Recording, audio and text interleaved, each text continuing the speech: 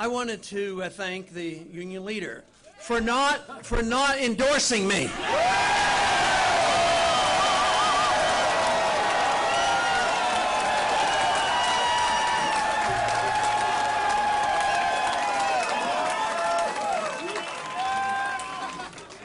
Now, I called Governor Romney a short while ago before he gave his talk and congratulate him because he certainly had a clear-cut victory, but we're nibbling at his heels.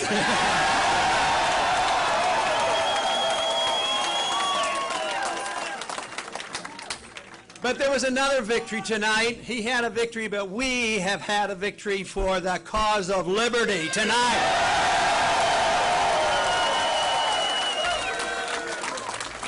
There is no doubt that this whole effort that we are involved in will not go unnoticed, let me tell you. I think the intellectual revolution that's going on now to restore liberty in this country is well on its way, and there's no way they're going to stop the momentum that we have started.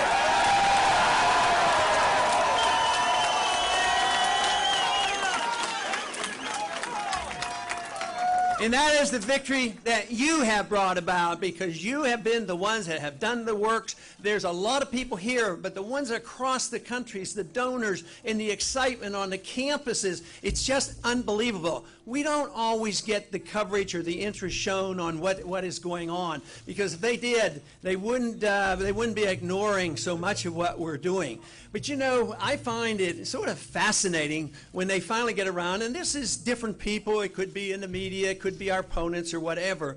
But I sort of have to chuckle when they describe you and me as being dangerous.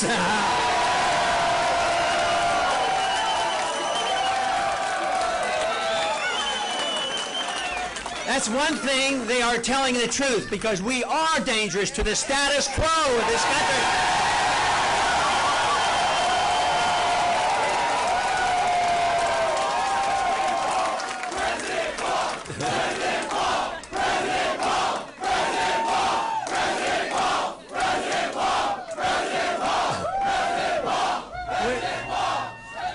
We will remain a danger to the Federal Reserve System as well.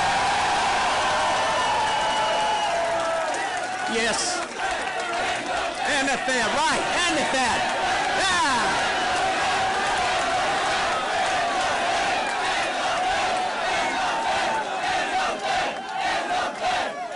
You know, in studying monetary history from the beginning of our country and even throughout all of history, monetary policy on periodic occasions will become the dominant issue.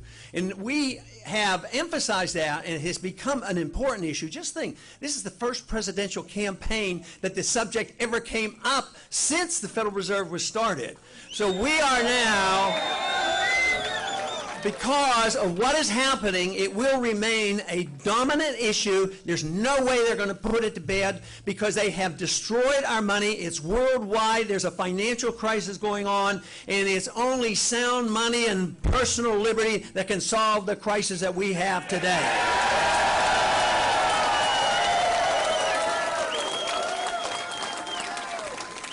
But the one reason I talk about the monetary system so much, it was a sneaky, deceitful way to pay the bills. You know, an honest government that wants to be a big spending government would tax the people, and then the people would know what they were doing. If we had to pay taxes for everything that they do, you know, the people would rise up and stop it. So then they started borrowing money a lot, and then people didn't notice that quite as much because they passed that on.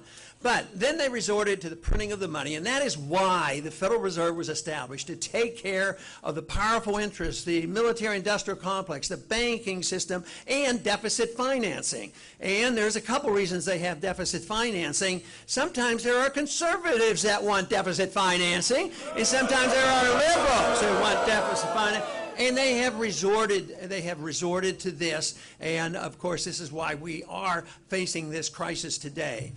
But it also serves those interests who like to think that we have this responsibility. They claim it's a moral responsibility to take our young people put them into the military and send them hither and yon around the world, policing the world and using up the money.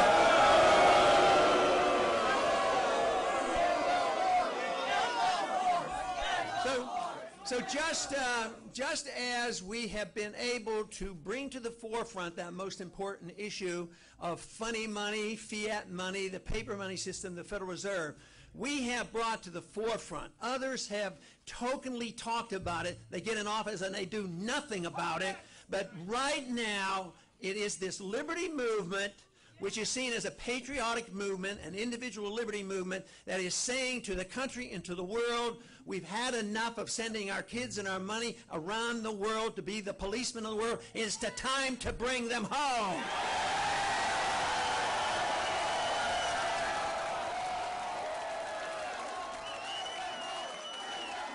Bring them home.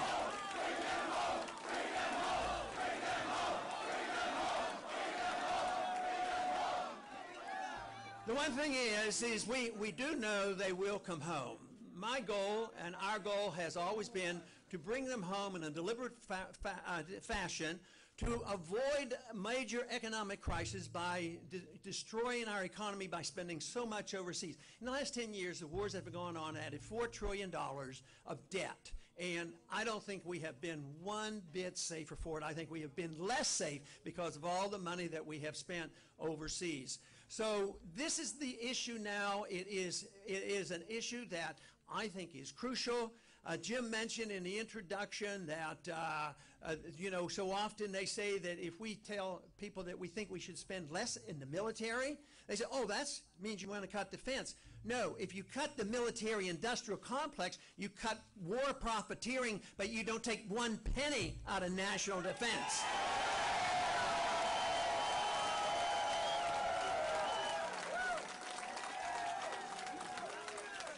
And besides, we're flat out broke. Fortunately, we did not have to fight the Soviets. The Soviets brought themselves down for economic reasons. Do you know that they were so foolish and thought themselves so bold that they could pursue their world empire that they invaded Afghanistan? But we will come home, but if we do it now, calmly and deliberately, we can save our economy here at home. Because there are a lot of people who are suffering here at home. You have to stop the inflation because that's what destroys the middle class, and that's what transfers the wealth from the poor and the middle class to the wealthy. And that is why the wealthy got their bailouts and the middle class shrunk and they lost their jobs and they lost their houses. So this is what we have to do. We have to cut the spending. This is why I have made a token suggestion. In the first year of office, we would cut at least $1 trillion from the budget.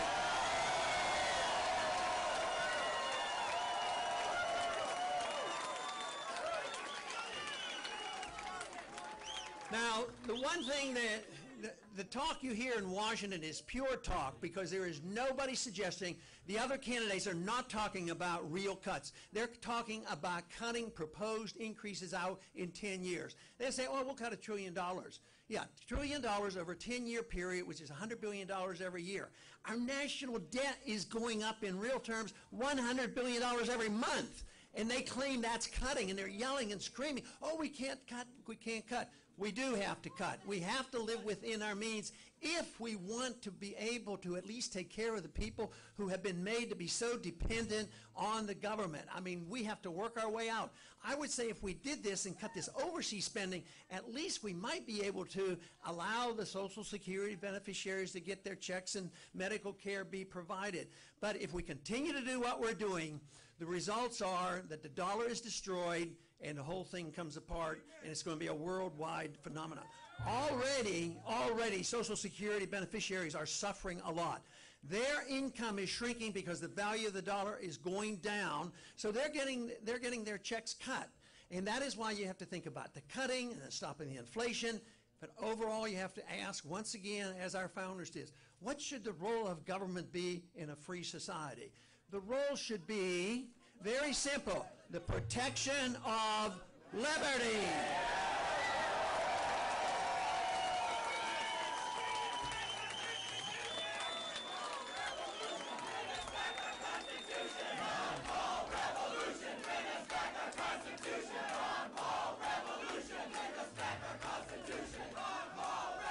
Wonderful, wonderful.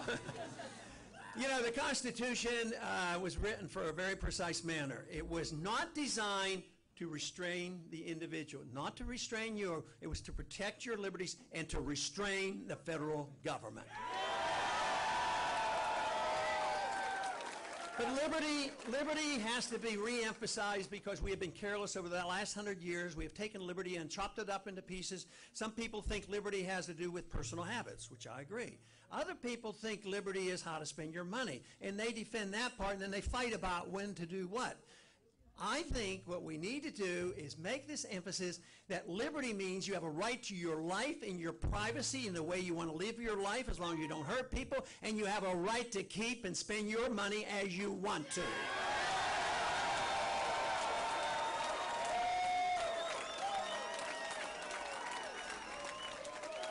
But freedom is a wonderful idea, and that's why I get so excited, but I really get excited when I see young people saying, it is a wonderful idea. Freedom is popular, don't you know that? Now, freedom brings people together. I think it's magnificent that the crowds that have come out over the weeks and months have been very diverse, because it should be, because some people want their freedom to practice their religion in one way, or maybe another way. Some might not even want to practice it at all. But freedom, if you understand it, you should all fight for freedom because you want to exert your freedom the way you want. Same way with economic freedom. It should bring people together. And I think this is one reason people worry about how are you ever going to put in a coalition, or how are you going to, oh no, they don't want a coalition. They say, how are you going to compromise and give up some of your beliefs in order to get some things passed? You don't have to compromise. What you have to do is emphasize the coalitions that people want their freedoms for a different reason and bring them together.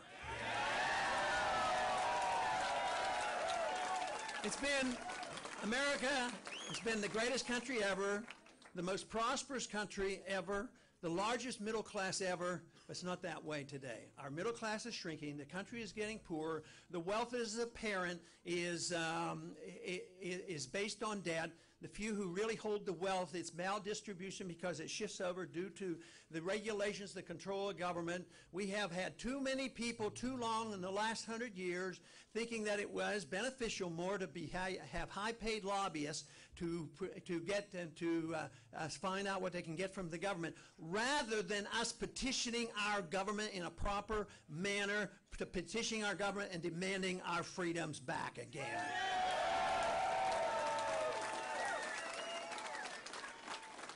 Now, a lot of times they give us trouble, and they say, freedom, you people are just too selfish. All you want to do is have your freedom, you know, and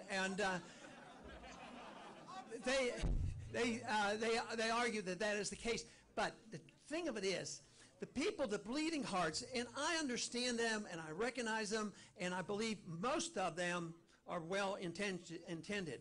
But it doesn't work is the problem. All that good intentions of saying, we're going to give everybody a free house and no loans, and then they can borrow against, you know, the equity. And look what happened. It was a bubble, it burst, and they lost their houses. So the humanitarian instincts are there across the board. What we have to convince them, if you're a true humanitarian, you have to fight and argue the case for free markets, sound money, property rights, contract rights, no use of force, and a sensible foreign policy so we don't waste our resources.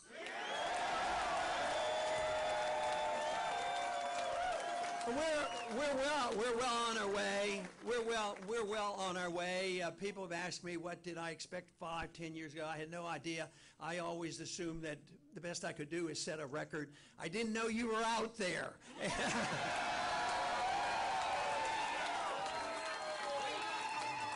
But it's no longer that irate, tireless minority that is stirring up the troops.